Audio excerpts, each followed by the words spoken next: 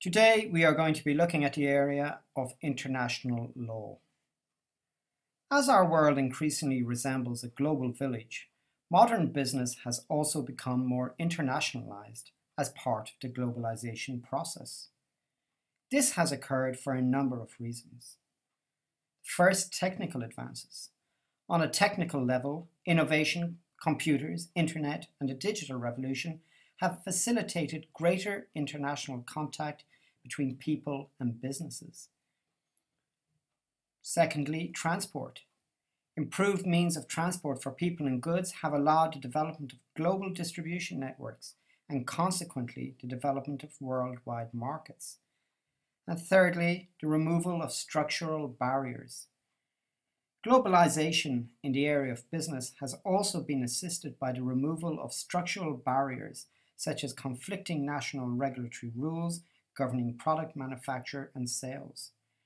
Harmonization of national regulatory rules has occurred on both a regional level through organizations such as the European Union or the North American Free Trade Association, NAFTA, and on a global level through organizations such as the World Trade Organization.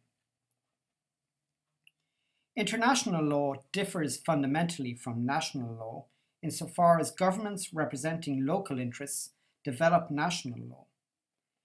It is from this link with the will of the people that national laws draw their moral force. However, international law has more dubious origins.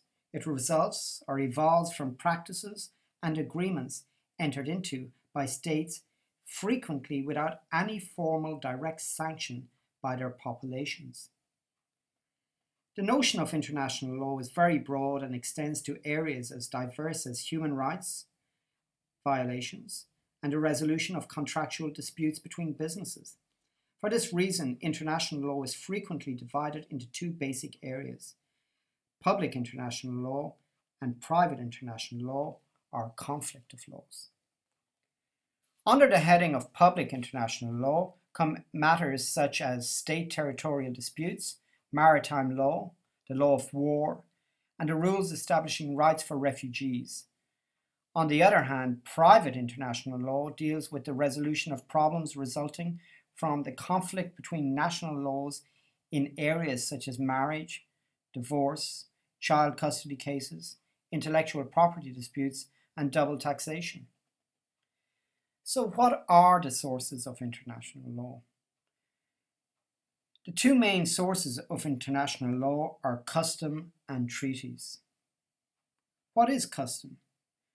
The first major source of international law is custom.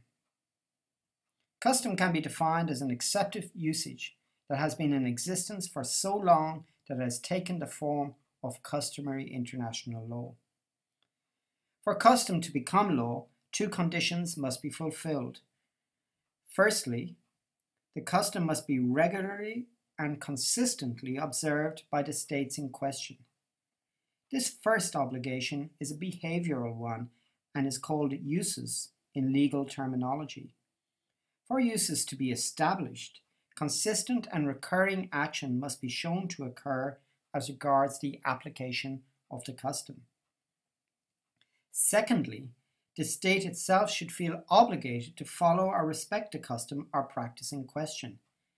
This second requirement is psychological or subjective and requires proof that the state against which the obligation is claimed considers itself obligated to follow the practice in question. In law, this requirement is referred to as opinio juris sive necessitatis. The second source of international law is treaties and conventions. Modern sources of international law are treaties and conventions. Treaties are legally binding agreements entered into between two or more states.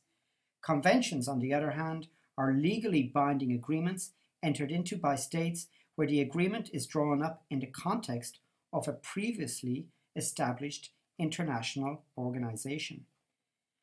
Many of the rules first established under the heading of customary international law are now set out in treaties, conventions, or laws established by the global international organizations such as the United Nations or regional groupings such as the European Union.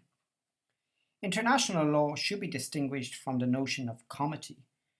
Comity refers to the practice or requirement that states treat each other with goodwill and respect. For example, traditionally, diplomats have been allowed to travel between countries without being searched, hence the significance of the diplomatic pouch or bag.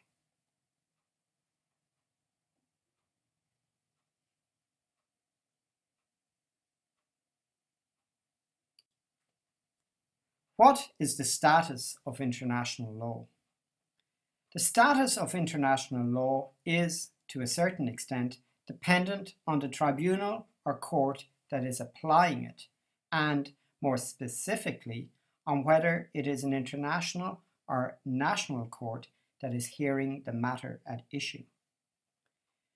Let's first take a look at the situation where it is an international court that is hearing the matter.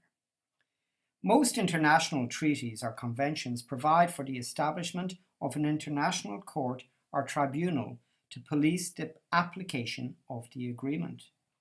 Not surprisingly, for an international court established pursuant to an international convention or treaty, the law of that convention or treaty will be given great importance. Consequently, it will probably be considered to take precedence over the signatory state's national law, i.e., national law will be subordinated or thought subservient to the law of the convention or treaty. The second case involves a situation where it is a national court that is hearing the matter. If the international law in question is considered to make up part of the national law and has been given precedence over the state's national law, then the national courts of that state will apply it in precedence over their national law. Whether an international law makes up part of a country's national law will differ depending on whether it concerns customary international law or an international law emanating from an international treaty or convention. First of all, let's take a look at the application of customary international law as part of the national law of a country. In the case of customary international law, there are two different theories as regards its application by the national courts. The first is the doctrine of incorporation. Pursuant to the theory or doctrine of incorporation, customary international law will be considered to make up part of the national law of a country where it is shown that the customary international law in question is not inconsistent with the state's national law or with decisions of that state's national courts. The second is the doctrine of transformation. Some national courts, instead of the doctrine of incorporation, apply the doctrine of transformation. According to this doctrine, customary international law can only be considered part of national law where it has clearly been adopted into national law by statute or court decisions. Now let's consider the situation of the application of international treaties or conventions as part of national law by national courts. In the case of international law arising under an international treaty or convention, the situation is a little different. Normally, a national court will only apply an international treaty in priority to a state's national law if the treaty has been ratified by the state. So, to whom does international law apply? As we have seen, public international law applies mainly to states. A state can be defined as a political entity with a recognized territory, a population, and a government capable of carrying out its sovereign functions. International law recognizes three types of state. The first is independent states. An independent state can be defined as any state free from the control of other states and thus free to enter into international agreements with any state of its choosing. The second category is dependent states. A dependent state is a state that has formally surrendered or given up some aspects of its political and governmental functions to another state or pan-national entity. And the third category is inchoate states. An inchoate state is an entity that is in the process of developing into a state.